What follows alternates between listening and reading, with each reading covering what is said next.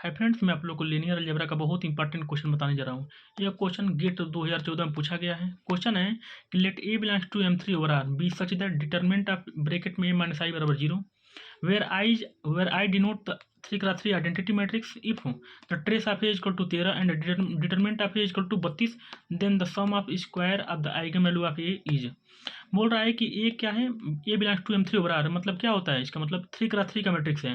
B such that determinant of A minus I बराबर 0 है, मतलब जहाँ भी M3 ओवर आर होगा चाहे Mn ओवर आर होगा तो मतलब जो 3 है वो क्या होता है, उसने आर्डर का मैट्रिक्स होगा। तो M3 ओवर आर का मतलब क्या हो जाएगा, 3x3 का मैट्रिक्स।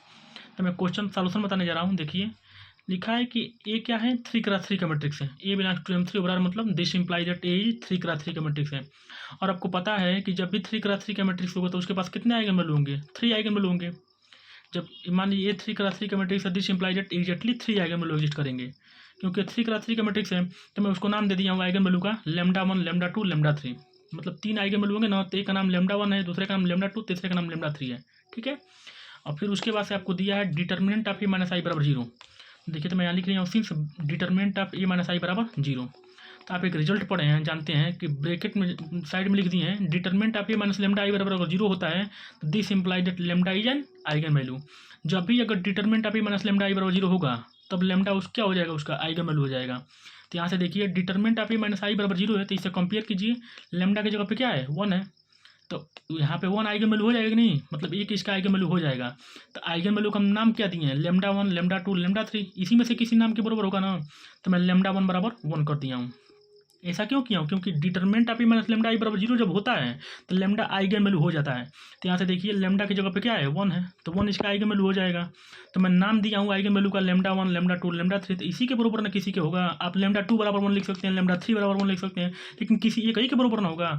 तो मैं λ1 बराबर 1 लिख दिया हूँ। ठीक। अब आपको दिया है trace of A equal to 13 और determinant of A equal to 32।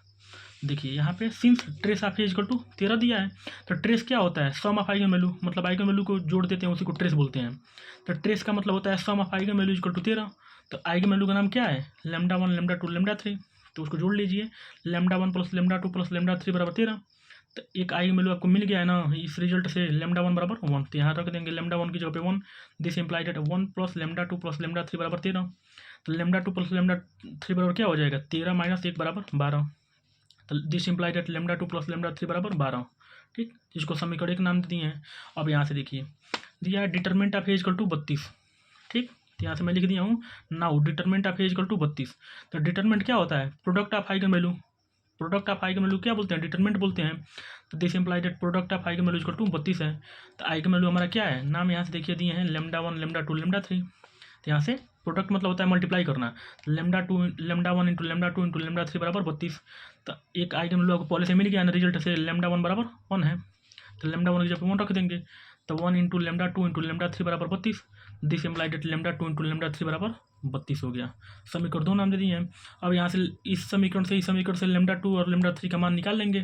तो देखिए मैं निकाल रहा हूँ, देखिए तो यहाँ से λ2 माइनस λ3 का होल स्क्वायर, मतलब a माइनस बी का होल स्क्वायर का फॉर्मूला क्या होता है, a प्लस बी का होल स्क्वायर माइनस 4ab। अभी आप इसको एक्सप्रेस करेंगे a प्लस बी के होल वर्ग से, तो a square plus B square plus 2ab होगा, माइनस 4ab जब घटाएंगे तो माइनस 2ab हो जाएगा, तो इसका होल वर्ग हो जाएगा। मतलब इसको मैं सेटअप किया हूँ। ऐसा क्यों सेटअप किया हूँ, क्योंकि a माइनस बी का होल वर्ग को ऐसे सेटअप किया हूँ कि इस फार्मूले के रूप में बन जाए। क्यों, क्योंकि हमको λ2 प्लस λ3 का मान पता है और λ2 इंटू λ3 का मान पता है, इसलिए मैं ऐसा लिखा हूँ। अभी आप इसको ब्रैकेट को खोलेंगे, मतलब a प्लस बी के होल वर्ग से और इसमें घटाएंगे तो इसके स्क्वायर के बराबर हो जाएगा। ठीक, तो λ2 प्लस λ3 बराबर क्या होता है, क्या दिया है यहाँ से, λ2 प्लस λ3 बराबर 12 है और λ2 इंटू λ3 बराबर 32 है। तो हम रख देंगे λ2 प्लस λ3 की जगह पे 12, तो 12 का स्क्वायर माइनस 4 इंटू λ2 इंटू λ3 की जगह पे 32 है। तो 12 का वर्ग क्या होता है 144, माइनस 4 में 32 का मल्टीप्लाई करेंगे 128 हो जाएगा। जब 144 में से 128 घटाएंगे तो 16 आ जाएगा। तो आपको λ2 माइनस λ3 का होल स्क्वायर क्या आ जाएगा 16। तो λ2 माइनस λ3 पर क्या हो जाएगा, जब इधर स्क्वायर इधर जाएगा तो क्या हो जाएगा, वर्गमूल हो जाएगा। तो 16 का वर्गमूल क्या होता है 4। समीकरण 3 नाम दे दिए हैं। ठीक, अब यहाँ से देखिए आप समीकरण 1 को देखिए, λ2 प्लस λ3 बराबर 12 है और λ2 माइनस λ3 बराबर 4 आ गया।